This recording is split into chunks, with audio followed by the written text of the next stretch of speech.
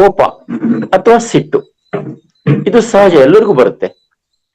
ಹಂಗಂತ ಕೋಪ ಇರ್ಲೇಬಾರ್ದು, ಸಿಟ್ಟು ಇರ್ಲೇಬಾರ್ದು ಅಂತ ಹೇಳಲ್ಲ ನಾನು. ಇರ್ಬೇಕು, ಎಷ್ಟಕ್ಕೆ ಇರ್ಬೇಕು ಅನ್ನೋದಕ್ಕೆ ಅದಕ್ಕೂ ಕೂಡ ಒಂದು ಕಡೆ ಕತೆ ಬರುತ್ತೆ.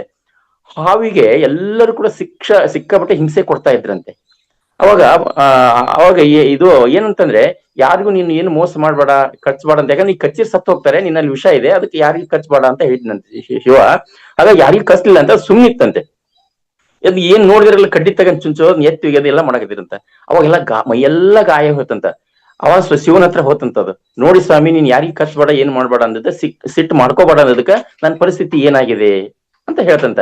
ಅವ ಶಿವ ಹೇಳಿದಂತ, ನಾನು ನಿನ್ಗೆ ಖರ್ಚಬೇಡ ಅಂತ ಹೇಳಿದೀನಿ, ಆದ್ರೆ ನಿನ್ನ ಆವೇಶ ತೋರ್ಸ್ಬೇಡ ಅಂತ ಏನ್ ಹೇಳಿದ್ನ್ಯಾ?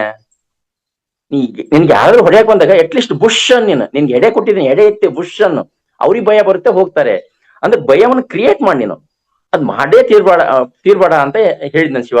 ಆಗ ಹಾವು ತನ್ನ ರಕ್ಷಣೆಗೋಸ್ಕರ ಅಟ್ಲೀಸ್ಟ್ ಹೊಡೆಯಕ್ ಹೋದಾಗ ಹೆಡೆ ಎತ್ತಿ ಬುಷ್ ಅಂತಂತೆ. ನೋಡಿ, ಅವಾಗ ಅಟ್ಲೀಸ್ಟ್ ಹೆದರಿಕೆ ಬಂತಲ್ಲ, ಅವಾಗ ಕಡಿತಂತೆ ಹೆದರಿ ಯಾರು ಹೊಡೆಯಕ್ ಹೋಗ್ಲಿಲ್ಲ ಅಂತ.